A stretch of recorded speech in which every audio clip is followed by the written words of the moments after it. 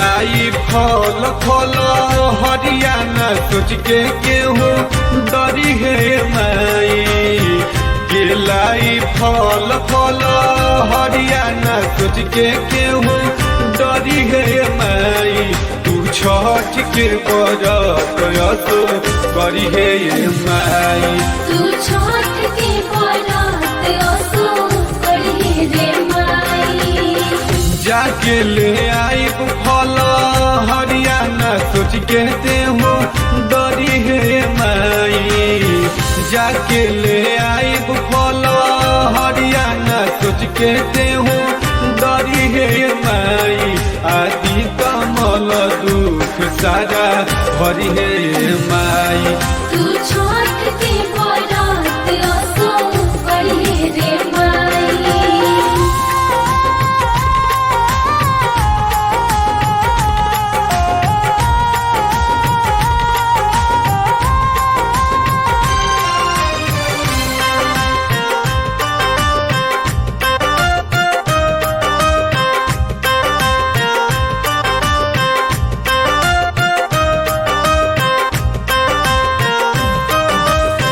गाँव घर कहता के माई देखु छठ रे।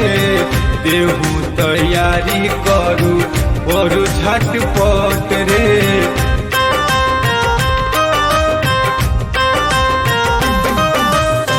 गाँव घर कहता के माई देखु छठ रे। देहू तैयारी तनी करू झटपट रे। गेहुआ पिसवाई देहब घेहुआ ले आई बतिया बड़ी है माई। गेहुआ पिसवाई देहब घेहुआ ले आई दिया बड़ी है माई। अति कमल दुख साजा भरी है माई। तू छठ के बरत असो करी रे माई।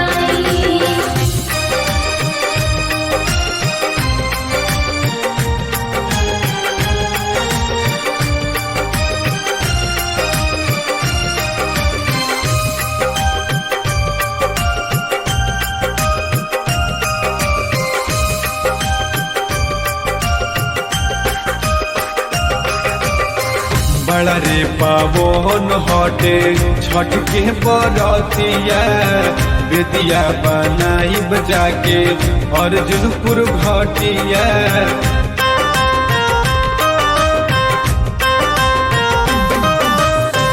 बड़ा रे पावन हटे छठ के बरतिया।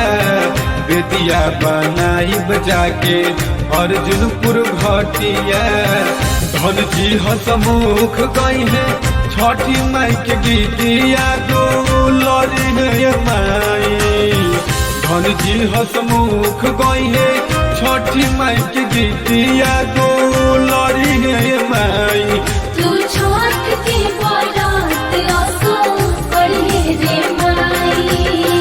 जाके ले आई फल हरियाणा सोच के देहू डरी है माई।